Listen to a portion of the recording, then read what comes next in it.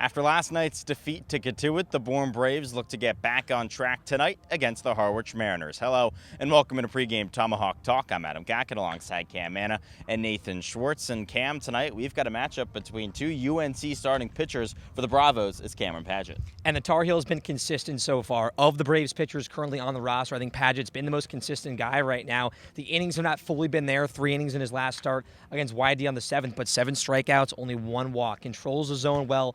Fastball has been painting so far. That's been his put-away pitch at times elevated in his zone. So the Bourne needs another solid start from his starting pitching. We saw the pitching last night was phenomenal for the Braves, and Paget's done a good job so far. Looks to stay hot.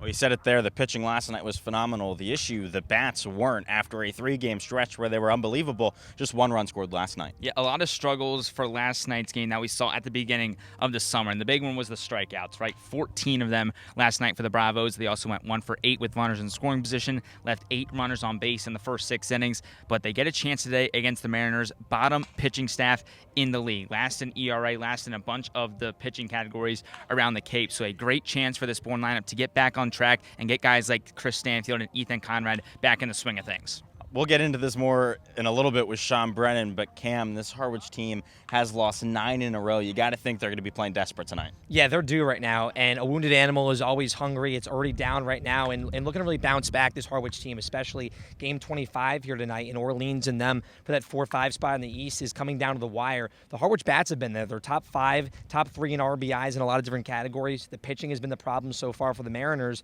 but the bats have gotten them in some close games. They've lost 3 one-run games in this 9-game stretch. So tonight, a hungry animal once again. We'll see how Harwich can respond, and they are due. Those are the words, they're due. Well, coming up, we got an interview with this week's Cape Cod Player of the Week, Chris Stanfield, here on Pregame Tomahawk Talk. Adam Gacken now joined by Chris Stanfield out of LSU before the Bravos take on the Mariners. Chris, you're the Cape Cod League Player of the Week. What does an honor like that mean to you? It's amazing, that's always a goal, coming out here and wanting to perform, and now that it's truly happened, it's just a blessing. Very thankful to God, man. That's just an amazing award. And I think a big part of you getting that award is the stolen bases. When you play for a coach like Scott Landers, who allows you guys to be aggressive and play free, what does that do for your game? Yeah, Landers is the man, and for me personally, that's part of my game. So coming out here and knowing that he's on page and he's willing to let me run and just be myself is amazing, because ultimately utilizing my skill set is what I want to do on the field. What is this time of year like? MLB draft going on right now. You see a bunch of former Braves get picked. You're a draft eligible guy this year. Just what is these couple of days like? Yeah, it's a little uncertain because you don't really know what's going on, but at the same time, it's really cool just knowing that the opportunity's there, and if it comes, then it's awesome. And seeing other guys that I've played with and know going and achieving their dreams is amazing as well. I got a fun question for you. The college football video game came out today. If there's a college baseball video game, what's your overall? Ooh, selfishly, I got to go with a 93 overall. All right, I like it. Well, thank you very much, Chris.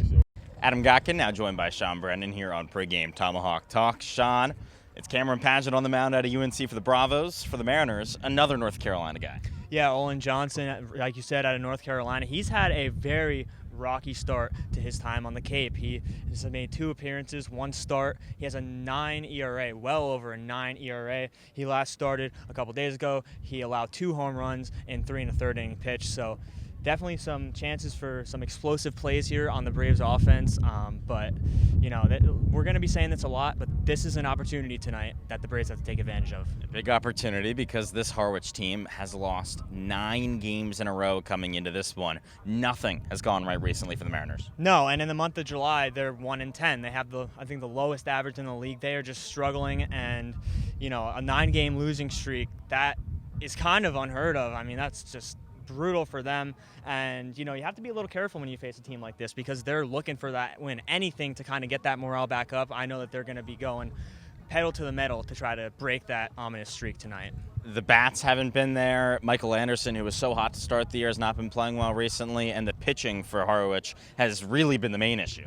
Yeah, we talked a little bit before this about their bullpen, but it's been their pitching as a whole. They've had the worst ERA throughout the whole season, and July is no different. It's just been a struggle all around. The pitching is a big reason for that. They let up a lot of runs in a lot of games. So, again, this is a Bourne offense that was held to just one run last night. They struggled with runners in scoring position, left a lot of guys on. Landers wasn't very happy with their approach, so this is a chance to really right a lot of those wrongs and get back on the right track. Well, first pitch coming up at 7 p.m. here from Durham Park. You don't want to go anywhere.